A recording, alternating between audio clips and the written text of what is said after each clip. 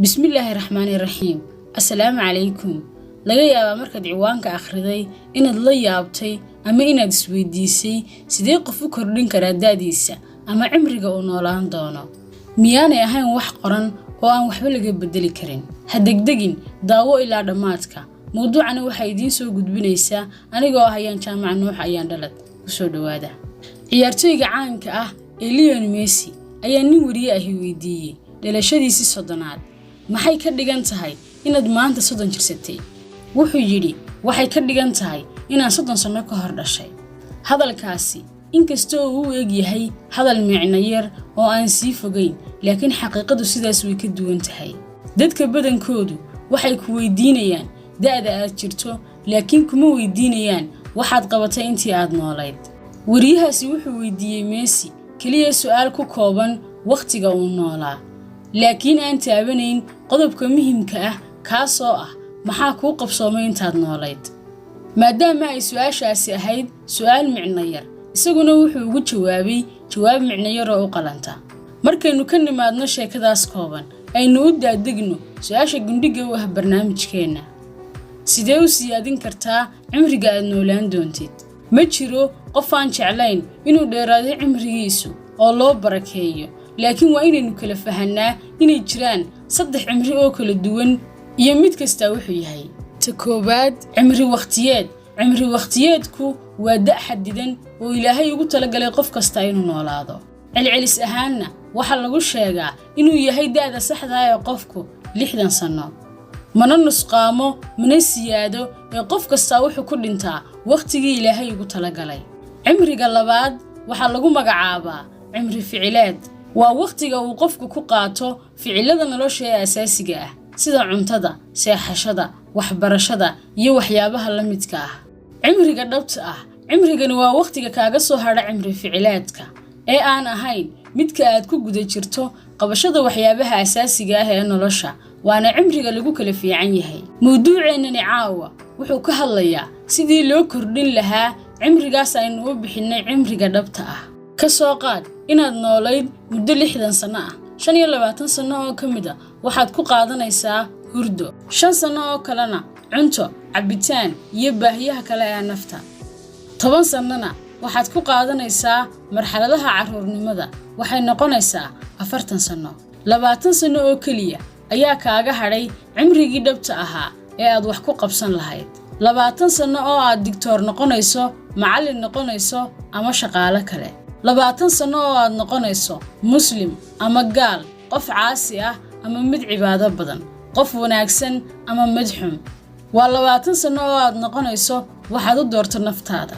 Dhinac kale haddaynu ka eegno, qofka aan ka faa'iideysan cimriga dhabta ah ee kuu soo hadha marka la kala jaro cimri waqtiyeedka iyo cimri ficileedku, waa qof aan noolaynba. Haddaba waa inaynu barannaa sida loo kordhiyo cimrigeena dhabta ah si aynu nolosheenna uga faa'iideysano sida saxda ah. Haddaba maxaynu samaynaa? Ma waxaynu yaraynaa cimri ficileedka si uu u bato midka dhabta ah? Tusaale ahaan, inaynu hoos u dhigno saacadaha hurdada iyo cuntada si aynu u helno firaaqo badan. Haddii aad sidaas ku fakarayso, ogow inaad qaldan tahay.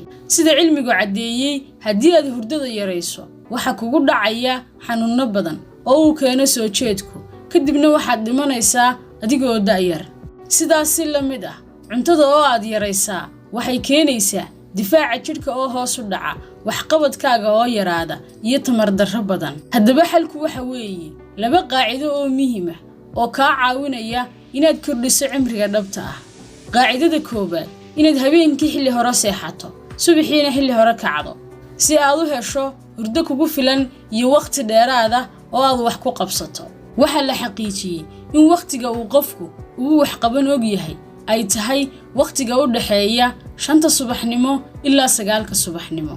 Haddii aad u fiirsato diinteena Islaamka, waxaad ogaanaysaa in muslimiin ahaan haddii aynu tukano salaada subax kadibna aynaan dib u seexan, aynu heli karno saacadaas aynu kor ku soo sheegnay. Sidaasna aynu ku helayno 2 faa'iido.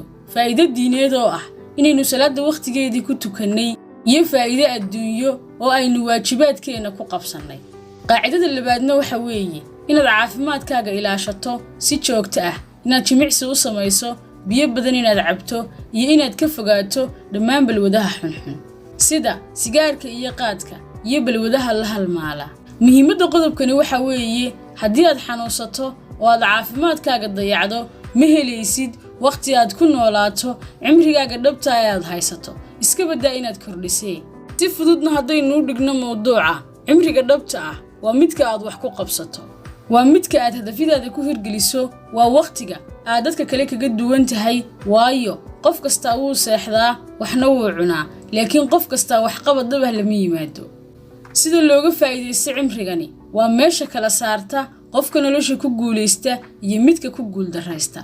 marka inta laga yimaado ma jiraan waxyaabo kale oo siyaadin kara cimriga dhabta ah. nabi maxamed wuxuu leeyahay naxariis iyo nabadgelyo korkiisa ha ahaatee qofka raba in risqiisa loo ballaadhiyo cimrigiisana loo barakeeyo qaraabadiisa ha xidhiidhiyo. booqashada qaraabada iyo ka warhayntoodu waxay barakaysaa cimriga dhabta ah. sidoo kale wuxuu leeyahay nabigeennu salawaatullaahi wasalaamu calayhi dadka waxa ugu khayr badan qofka cimrigiisuna dheeraado camalkiisuna wanaagsanaado.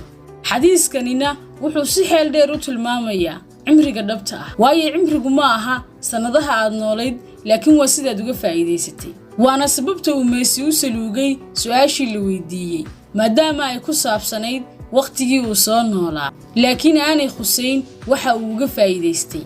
mawduucanna odhaah si wacan u tilmaamaysa haddii aynu ku soo gabagabayno. wuxuu leeyahay qoraagii reer Ingiriis ee Charles Dickens waa run in dunidu jirtay markii aad ku soo biirtay laakiin waa inaanad ka tagin iyada oo ah sidii ay ahayd markii aad u timi. si kale haddaynu u dhigno qoraagani wuxuu ina yidhi waqtigiina ka faa'iideysta. haddaba maxaa kaaga baxay barnaamijkan nagula wadaag qaybta commentiska haddii aad ka faa'iiday iyo haddii aanad ka faa'iidinba. aad baa u mahadsantihiin. salaamu calaykum.